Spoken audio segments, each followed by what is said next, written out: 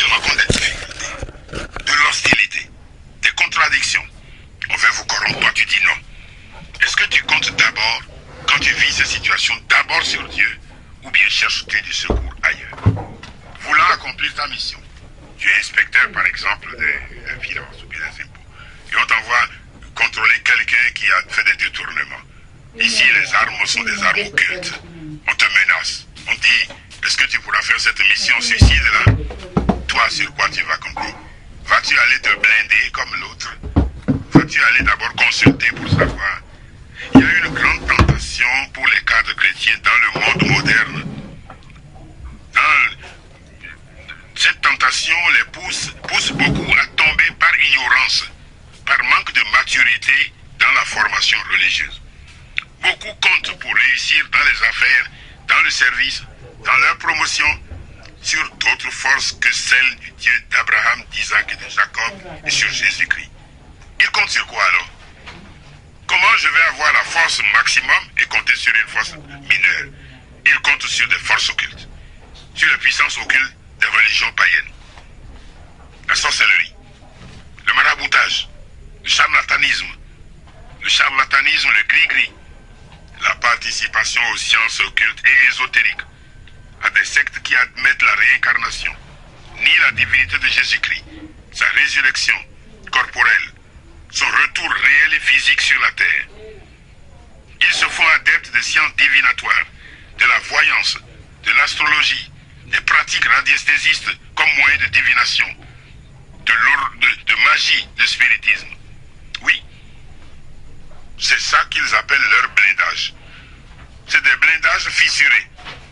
Ils ne donnent pas la sécurité. Il y a un cadre célèbre qui a écrit un livre, c'était un économiste ivoirien remarquable, qui s'appelle Charles Vallée-Thuot, qui a écrit un livre sensationnel. J'ai vu son visage. C'est le visage de Jésus qu'il a vu. Mais c'est pas Jésus qu'il fréquentait au départ. Le grand recteur de l'université de son pays, il a voulu grandir dans la vie professionnelle, dans la vie politique. Et de là, il est tombé aux mains des marabouts. Les marabouts qui ont commencé par lui indiquer les sacrifices à accomplir. Moyennant argent, bien entendu. Il donnait de l'argent. Comme c'est un monsieur qui n'hésitait pas à investir dans cette démarche, les gens en ont profité. C'était une sorte d'engrenage terrible. Et à partir d'un moment, l'escalade dans les exigences a été telle qu'il a commencé par vouloir reculer.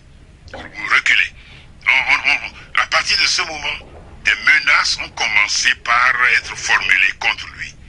Des menaces non pas directement exprimées, indirectement, par des coups de téléphone anonymes. Est-ce que tu as déjà déposé l'argent là où on t'a dit? Il dit non, j'ai des difficultés maintenant.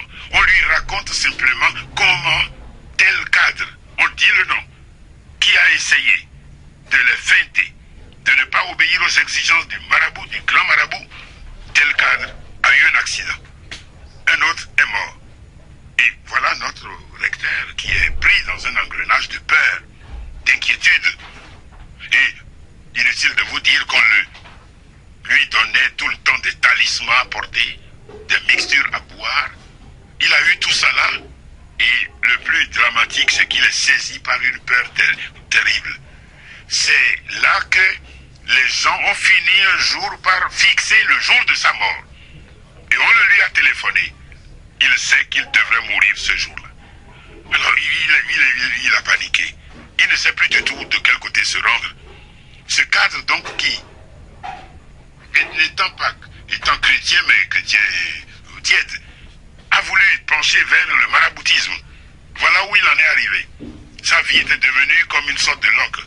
Il cachait cela à ses proches. Sa femme était dans le coup, mais elle s'est dit, où est-ce qu'on est allé se fourrer? Le jour de sa mort était annoncé. Que va-t-il faire? Ce jour-là, un ami chrétien à qui il s'en est ouvert l'avait conduit à aller prier.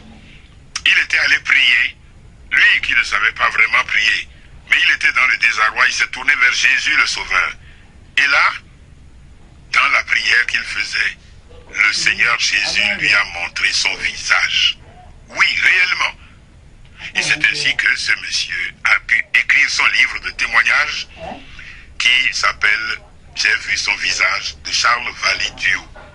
Un témoignage percutant pour les cadres qui essayent d'aller flirter avec les forces occultes, avec les forces du spiritisme, avec les forces de l'ésotérisme.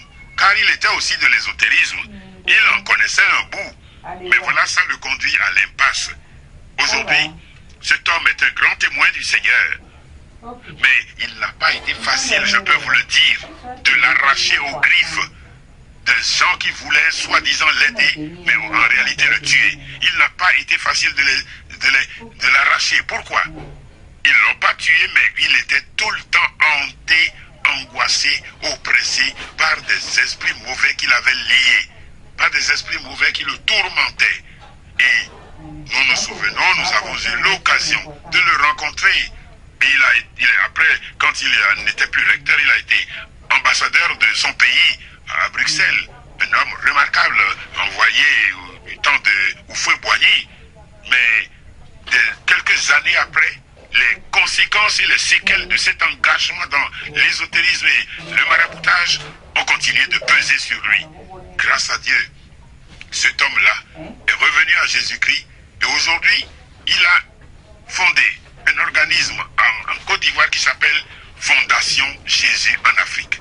Et il est fortement engagé pour montrer que le salut, le témoignage le plus beau que des cadres puissent faire pour, s'ils aiment vraiment leur pays, ce n'est pas de chercher du secours par l'occultisme, l'ésotérisme, le spiritisme. Donc Charles Vallée-Duo, ce témoignage est fondamental, il continue aujourd'hui et il demeure fidèle.